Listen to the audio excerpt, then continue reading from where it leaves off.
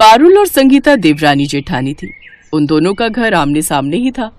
फर्क बस इतना था कि पारुल का काफी बड़ा घर था। उसका पति अच्छा खासा बिजनेस करता था, वहीं बेचारी जेठानी का पति बाजार में ठेला लगाता था। एक रोज जब संगीता अपने घर के बाहर झाड़ू लगा रही थी तो उसको देख उसकी देवरानी ने कहा, ओफो जेठानी जी, आप कब तक इस झाड़ू को घिसती रहेंगी? इसे देखकर तो लग रहा है आपने 2 साल पहले जो धनतेरस पर झाड़ू खरीदा था ये वही है। बस भी करो, अब एक नया झाड़ू तो खरीद लो। मैं तो हर महीने नया झाड़ू लेती हूँ। नहीं देवरानी जी, ये झाड़ू अभी कुछ समय और चल जाएगा। तभी संगीता की बेटी अपनी स्कूल की फटी हुई स्कर्ट लेकर आती है। माँ देखो ना, मेरी ये स्कर्ट में छेद हो गया है, मुझे नई स्कर्ट दिलवाओ ना।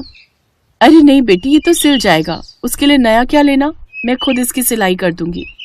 ओफो, क्या जेठानी जी, इतनी कंजूसी भी अच्छी नहीं। मेरी बेटी की स्कर्ट में ना के बराबर छेद है, फिर भी मैं उसे पूरी नई स्कर्ट दिलवाने जा रही हूँ, जबकि अभी ये 2 महीने पहले ही ली है। अरे इसी बहाने खुद की भी शॉपिंग हो जाएगी। आप भी ना खुद भी कंजूसी में रहती हैं और अपनी बेटी को भी वैसे ही रखती हैं। माँ चलो ना, शॉपिंग पर लेट हो रहा है और आपने मुझे प्रॉमिस किया है कि मुझे पिज्जा भी खिलाएंगी। पिज्जा का नाम सुनकर अनु के मुंह में भी पानी आ जाता है, लेकिन वो जानती थी कि उसकी माँ के पास इतने पैसे नहीं हैं। हाँ रिया डार्लिंग, चलो मैं तुम्हें बढ़िया से मॉल में ले जाऊंगी। वो दोनों शॉपिंग पर चली जाती हैं। ऐसे कुछ दिन बीत जाते हैं। एक रोज दोनों देवरानी जेठानी एक ही दुकान पर चूड़ी खरीदने के लिए पहुंचती हैं। नहीं भैया, ये सस्ती सी चूड़ियां ये मुझे पसंद नहीं आ रही, ना ये मेरे लेवल की हैं। आप तो मुझे कोई महंगी चूड़ियां दिखा दीजिए। हाँ जी मैडम, हमारे पास तो बहुत अच्छी कलेक्शन रखी है। वैसे बहन जी आप भी बता दीजिए, आपको कितनी रेंज तक की चूड़ियां दिखानी है? भैया मुझे तो सबसे सस्ती वाली दिखाइए। आप मुझे ये 20 रुपए दर्जन वाली कांच की चूड़ी दिखा दीजिए। ओफो जेठानी जी, कभी तो ये कंजूसी छोड़िए, इतनी बचत भी सही नहीं है। कभी तो थोड़े पैसे खुद के लिए खर्च कर ही लेने चाहिए। हम गरीबों के लिए 1-1 रुपया भी बड़ा कीमती होता है, और फिर इतनी महंगी चूड़ियां लेना मुझ गरीब के बस की बात नहीं है। इसलिए मैं अपनी इन सस्ती चूड़ियों से ही खुश हूँ, और अभी मैं 2 पैसे बचा लूंगी तो आने वाले समय में वो मेरे काम ही आएंगे। अब देवरानी महंगी चूड़ियां तो जेठानी सस्ती चूड़ियां खरीद लेती है। एक रोज अनु अपनी माँ से, माँ मैडम ने कहा है इस बार हमें किताबें स्कूल से नहीं मिलेंगी बल्कि बाहर से लेनी होंगी। पूरे 1000 रुपए की किताबें हैं। क्या, इतनी महंगी? कोई बात नहीं माँ, मैं तो किसी से मांग कर पढ़ लिया करूंगी। नहीं मेरी बच्ची, तेरी पढ़ाई को लेकर हम समझौता नहीं कर सकते। तेरा बाप तुझे नई किताब तो नहीं दिलवा सकता, लेकिन पुरानी किताब हम आधे रेट में तो ले सकते हैं। बिल्कुल ठीक कह रहे हैं आप। मैं ऐसी एक दुकान तो जानती हूँ। माँ बाबा हम इतने गरीब क्यों हैं? आप चाची को ही देख लो, वो कितने पैसे उड़ाती हैं। हम उनकी तरह अमीर क्यों नहीं हैं? बेटी, भगवान सबको एक जैसा नहीं बनाता। हम गरीबों को पैसे बड़े सोच समझकर खर्च करने होते हैं, और मैं चाहती हूँ कि मेरी बेटी आगे जाकर खूब पढ़े लिखे। लेकिन बेटी तू पढ़ लिख कर कितनी भी अमीर क्यों ना हो जाए, लेकिन शॉपिंग पर ज्यादा फिजूल खर्ची अच्छी बात नहीं। ठीक है माँ, आप बेफिक्र रहिए, मैं बड़ी होकर खूब पैसे कमाऊंगी और आपको भी शॉपिंग करवाऊंगी, लेकिन फिजूल खर्ची नहीं करूंगी। संगीता अनु को हमेशा बचत करना सिखाती, तो वहीं पारुल अपनी बेटी को कभी अच्छी सीख नहीं देती। ऐसे ही एक रोज, अरे रिया, तू क्यों ये प्रोजेक्ट बनाकर बेकार की मेहनत कर रही है? मैं अभी स्टेशनरी से तेरे लिए बना बनाया प्रोजेक्ट खरीद लाती हूँ। हमारे पास पैसों की कोई कमी थोड़ी ना है। आप तो बेस्ट माँ हो। मुझे लगा मैं आपसे ऐसा बोलती तो आप मुझे डांटती। इसमें डांटने वाली क्या बात है? जब पैसे से हर चीज खरीदी जा सकती है तो प्रोजेक्ट क्यों नहीं? अब पारुल अपनी बेटी के लिए बाहर से प्रोजेक्ट खरीद कर स्कूल में जमा करवा देती है, लेकिन इन सब से अब रिया की आदतें दिन पर दिन बिगड़ती जाती हैं। ऐसे ही एक दिन, माँ मुझे नहीं खाना ये बोर खाना, आप ऐसा करो मेरे लिए बाहर से कुछ अच्छा सा ऑर्डर कर दो। बेटा, तेरे पापा को बाहर का खाना पसंद नहीं, वो मुझे इसके लिए खूब सुनाएंगे। वैसे मेरे पास एक आइडिया है, हम सब्जी लेने के बहाने मार्केट जाते हैं और वहीं से कुछ खाकर आ जाएंगे। वाह, क्या आइडिया है। अब वो दोनों बाहर चली जाती हैं। उधर संगीता के घर का राशन भी खत्म हो जाता है और वो राशन लेने बाहर जाती है। माँ आप मेरे लिए ये एक बिस्किट का पैकेट ले लो ना, और थोड़ी सी नमकीन भी। अरे नहीं बेटी, इतने में तो चाय पत्ती का एक पैकेट आ जाएगा। अब अपनी बेटी का मन मारकर वो चाय पत्ती ले लेती है। संगीता को खुद बहुत बुरा लगता है कि हर बार उसे अपनी बेटी का मन मारना पड़ता है, लेकिन अपनी गरीबी के कारण वो कुछ नहीं कर सकती थी। ऐसे ही समय बीता और दोनों लड़कियां बड़ी हो गईं। अनु जहाँ पढ़ने लिखने में अच्छी थी तो वहीं रिया बस नाइट पार्टीज, डिस्को और रेस्टोरेंट में ही पैसे फूंकती। एक रोज, रिया बेटी, तुम कल सारी रात कहाँ थी? और ये ऐसी क्या शॉपिंग कर ली तुमने कि मेरे क्रेडिट कार्ड की सारी लिमिट ही खत्म हो गई? डैड, वो क्या है ना, कल मेरी बेस्ट फ्रेंड की बर्थडे पार्टी थी तो उसको वो पार्टी मैंने ही थ्रो की थी और फिर मैंने कुछ शॉपिंग की थी इसलिए वो लिमिट खत्म हो गई। क्या इतनी शॉपिंग कर ली तूने? हाँ तो माँ, इतनी शॉपिंग करना मैंने आपसे ही तो सीखा है, इसलिए आप तो हिसाब रहने ही दो। ये हिसाब मैं मांग रहा हूं क्योंकि मैं पैसे कमाता हूं, ना कि तुम और तुम्हारी माँ। आज से तुम दोनों को पैसे देना बंद। और रिया, अगर तुम्हें किसी की नकल करनी है तो अपनी ताई जी की बेटी अनु की करो, जो पढ़ लिख कर वकील बनने वाली है। और एक तुम हो जो बस सारा दिन आवारागर्दी करती रहती हो। ओफो, बच्ची है ये अभी, यही तो इसके खेलने कूदने के दिन है। अभी ऐश नहीं करेगी तो कब करेगी? पारुल लगातार अपनी बेटी की गलत आदतों को बढ़ावा दे रही थी, जिससे वो नशे की लत में भी पड़ जाती है। तो वहीं अनु पढ़ लिख कर एक बड़ी वकील बन जाती है। अब पारुल को अपनी गलती का एहसास होता है, लेकिन वो चाहकर भी कुछ नहीं कर सकती थी। उसकी बेटी का भविष्य उसकी वजह से खराब हो गया। तो वहीं संगीता एक एक पैसे जोड़कर एक बड़ी वकील बन जाती है। अब अनु खूब पैसे कमाती है और अपनी माँ को भी शॉपिंग करवाती है।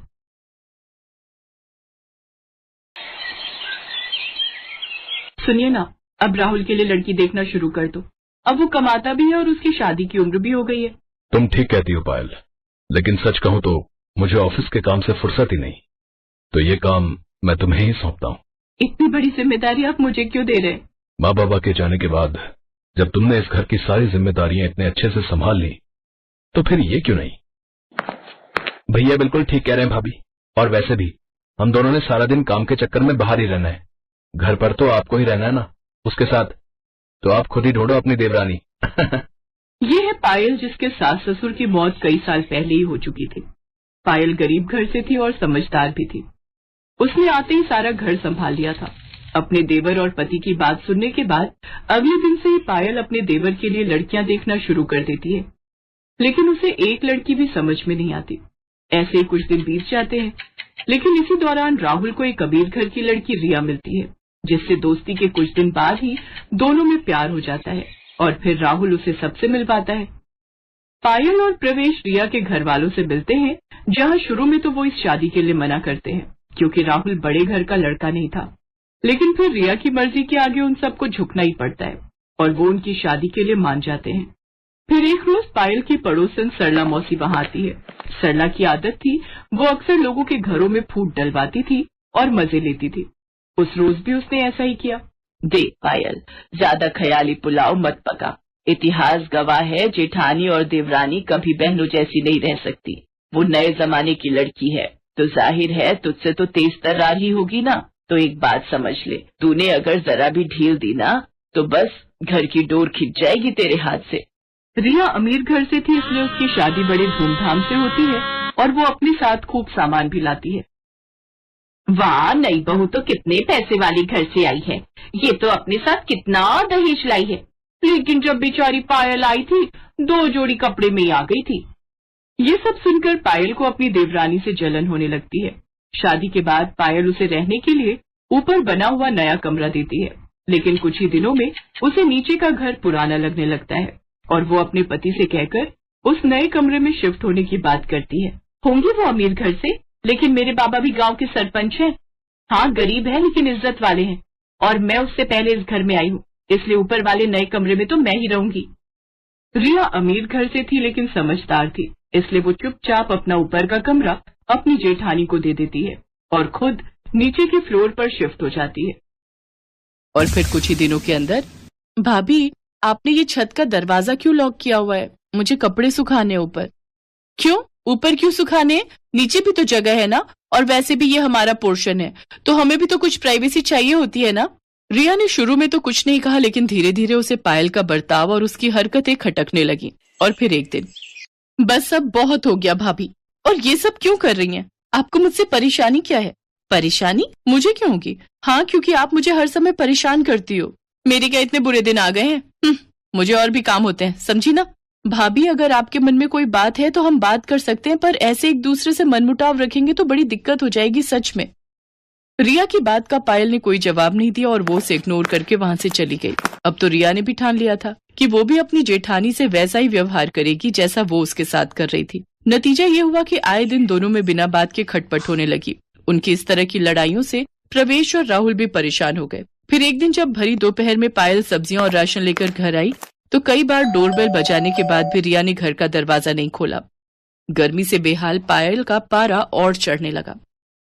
रिया, ओ रिया, अरे कहाँ मर गई? उफ, अरे दरवाजा खोल जल्दी से। भाभी, अभी 15 मिनट और लगेंगे, वो मैं बाथरूम में हूं ना, इसलिए। रिया ने झूठ बोला था। वो ये सब पायल को सबक सिखाने के लिए कर रही थी। उधर तेज धूप में खड़ी पायल का गुस्सा बढ़ता जा रहा था और फिर जब काफी देर बाद रिया ने दरवाजा खोला तो पायल ने उसे खूब खरी खोटी सुनाई।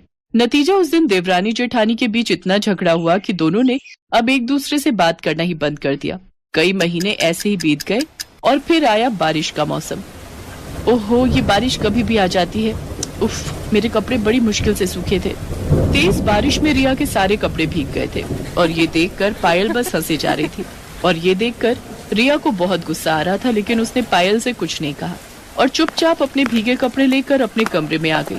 लेकिन तभी उसे कुछ याद आया। ओहो, ऊपर जाते हुए बेलन मेरे हाथ में था, लगता है ऊपर छत पर ही छोड़ाई, जाकर लाना पड़ेगा। बस महारानी ने फिर से छत का दरवाजा न लॉक कर लिया हो। रिया फौरन वापस छत पर गई तो दरवाजा खुला हुआ था। वो जैसे ही अपना बेलन लेकर वापस मुड़ी तो उसने देखा कि पायल तेज बारिश में भीगते हुए अपने कमरे की छत पर चढ़कर ईंटों के सहारे पन्नी लगा रही थी। अब हंसने की बारी रिया की थी और रिया ने इस मौके को जाने भी नहीं दिया। वो खूब हंसी और पायल भी खूब चिढ़ी। फिर रिया वापस नीचे आ गई, लेकिन जब कई घंटों तक बारिश नहीं रुकी और पायल के कमरे में लगातार पानी टपकता ही रहा तो रिया को पायल के लिए बुरा लगा। फिर कुछ सोचकर उसने ऊपर आकर पायल से कहा, भाभी अब बस करो, कपड़े बदल लो और नीचे आ जाओ वरना बीमार पड़ जाओगी, मैं चाय बना देती हूँ। रिया की बात सुनकर पायल हैरान थी, लेकिन सच तो यही था कि वो भी पानी सींच कर परेशान हो चुकी थी। वो फौरन कपड़े बदल कर नीचे गई तो रिया ने उसे गर्मा गर्म चाय पकड़ा दी। दोनों साथ बैठकर चाय पी रही थी, लेकिन आपस में कुछ बोल नहीं रही थी। तभी राहुल और प्रवेश भी घर आ गए।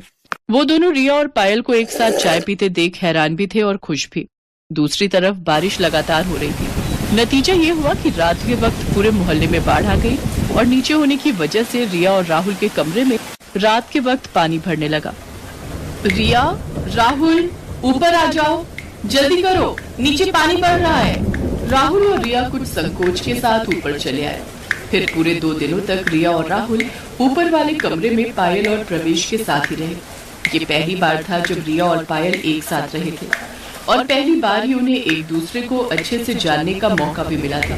बातों ही बातों में पता चला कि असल में सरला मौसी तो रिया को भी पायल के खिलाफ भड़का रही थी।